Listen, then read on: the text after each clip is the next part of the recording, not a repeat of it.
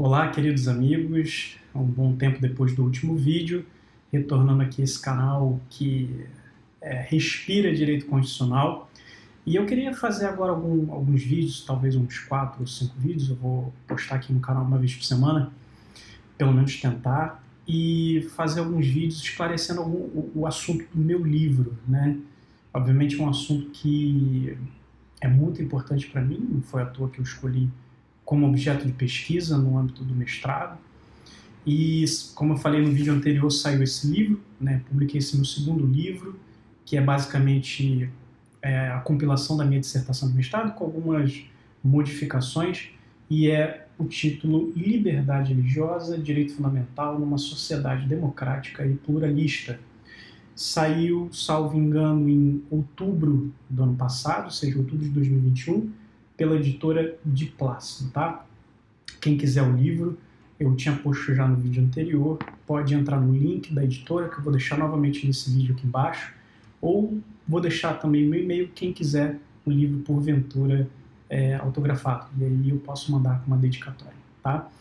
Bem, o livro ele tem 4 capítulos, né? Eu não vou aqui tratar cada capítulo, porque senão vocês não compram o livro, não se interessam pelo livro, e eu não vou esgotar o assunto todo do livro aqui, 200 páginas, mais de 200 páginas, falando nesses vídeos, tá? O meu intuito aqui é basicamente tratar a essência de cada capítulo, que é um tema muito importante, ou seja, a liberdade religiosa.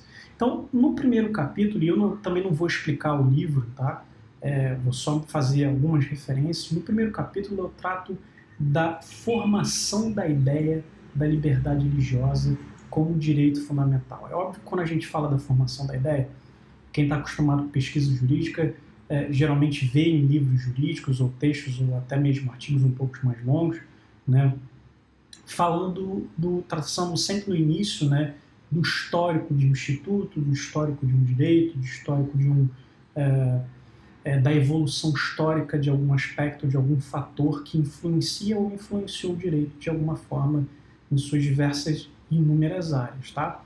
Então, quando eu estou falando aqui do histórico da liberdade religiosa, a ideia, e no livro também eu não faço isso, eu não traço um histórico da liberdade religiosa, porque são dois assuntos diferentes, tá?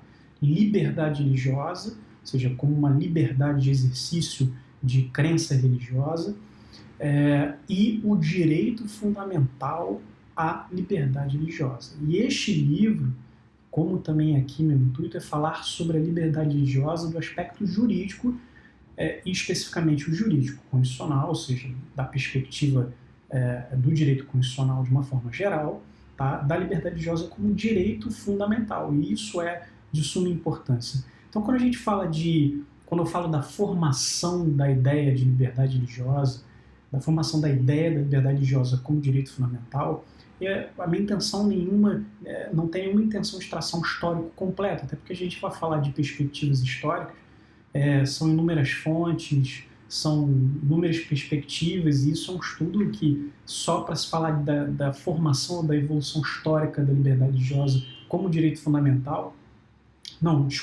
como liberdade religiosa em si, não especificamente como direito fundamental, ia ser praticamente um tratado, né? Mas falando da formação da ideia da liberdade religiosa como direito fundamental, obviamente a gente sempre, no direito ou em qualquer área, a gente pode voltar aos grandes filósofos, aos grandes nomes, e especificamente dentro da ideia da religião, a gente pode falar aqui de Tertuliano, Lactâncio, falar de Santo Agostinho, de Tomás de Aquino, e dentre muitos outros, né? Mas como a ideia é falar de liberdade religiosa no aspecto jurídico-constitucional, ou seja, na sua formação como direito fundamental, o que mais importa nesse ponto, tá? Bem, eu vejo dois grandes, obviamente muito mais, existem muitos outros no livro, vocês vão encontrar isso, obviamente, mas dois grandes pensadores ou filósofos ou cientistas políticos, como se pode dizer, naquela época não existia tanta importância com o título, com o nome que você daria a quem era o pensador, né? Mas dois grandes pensadores, vamos dizer assim, que trataram da liberdade religiosa e buscaram afunilar esse pensamento da liberdade religiosa para um aspecto mais jurídico, a revestir, começaram assim, a gente pode dizer, começaram a revestir a ideia da liberdade religiosa com uma roupagem um pouco mais jurídica, tá?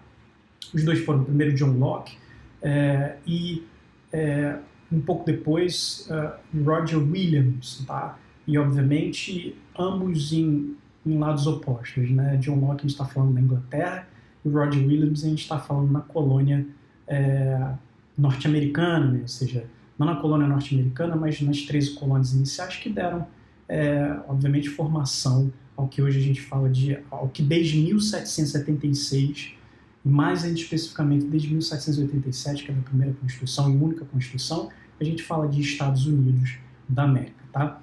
Então, mas quando a gente fala de formação da liberdade religiosa como direito fundamental, não há outro ponto a nos pensar, além desses dois pensadores, obviamente, que aí está a formação da ideia, quando ali começa a se formar a ideia de liberdade de consciência, e da consciência e da crença, né, de crenças que integram a consciência, a formação da consciência individual como algo absoluto.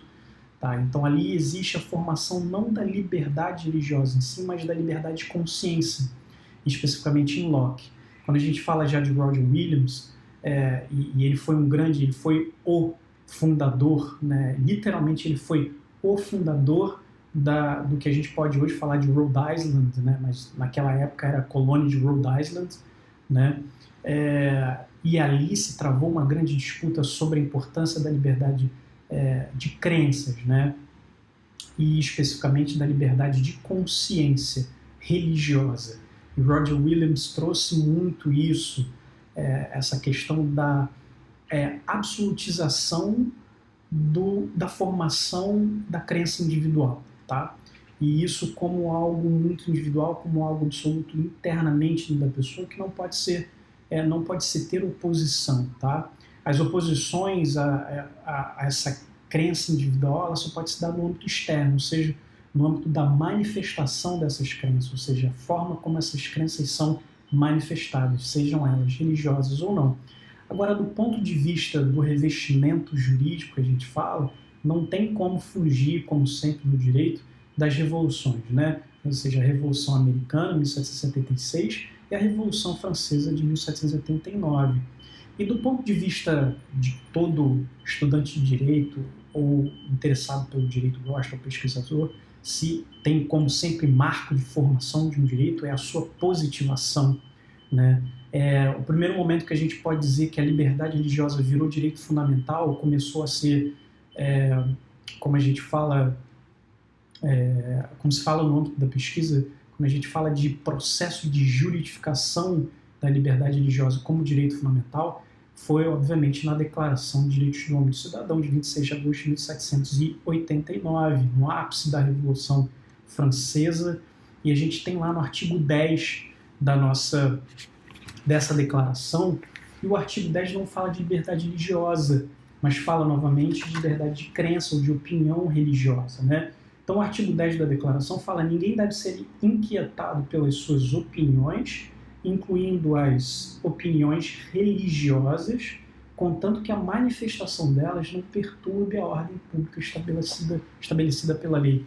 Isso é de suma importância porque quando a liberdade religiosa adquire um revestimento jurídico, quando ela vira um direito, e a gente fala de direito, a gente fala de direitos e deveres, né? E quando a gente fala de deveres muitas vezes surgem como limite ou como restrições. E tem um vídeo aqui no canal que eu falo muito brevemente sobre essa distinção de limites e restrições de direitos fundamentais, mas aqui eu estou falando de uma forma geral. Então, quando fala que só pode ser limitado ou deve respeitar os limites ou as limitações estabelecidas por lei ou pela ordem pública, isso se vê até hoje em vários documentos positivos, né, ou leis específicas sobre liberdade religiosa ao longo de democracias pelo mundo, ou em constituições, ou até mesmo em textos doutrinários.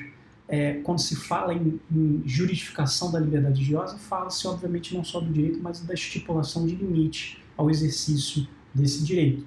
Tá? Então a gente tem basicamente que a ideia de juridificação da liberdade religiosa como direito fundamental está ali no âmbito revolucionário do século XVIII. Como sempre, basicamente, o direito teve o ápice ali, principalmente em termos de direitos fundamentais, direitos e garantias, de liberdades e garantias, e principalmente do ponto de vista do direito constitucional. Tá? E a gente pula dessa parte, né, da juridificação, da constitucionalização da liberdade religiosa como direito fundamental, e a gente chega a um ponto muito importante para a ideia em si de liberdade religiosa como direito, que é a autonomia mesmo disciplinar e dogmática do estudo desse direito, dessa liberdade religiosa. Por exemplo, eu gosto muito de citar os alemães em fontes, e eles falam muito sobre a liberdade religiosa como um direito constitucional da liberdade religiosa. Né? Não só a liberdade religiosa é um direito fundamental de ordem constitucional, obviamente, mas como a liberdade religiosa em si forma parte do direito constitucional. Então se fala muito, é o que eles falam de Religionsverfassungsrecht, que é o direito constitucional da religião, dada a autonomia dogmática desse direito. Porque aí qual é a importância disso? Quando você reconhece essa autonomia, você não mais vincula a liberdade religiosa à liberdade de crença, à liberdade de consciência, né, a liberdade ideológica, como se fala na Constituição espanhola, de 1978. Então, quando você fala da autonomização dogmática e até mesmo disciplinar da liberdade religiosa como direito fundamental, pode-se falar em um verdadeiro direito constitucional da religião. Perfeito?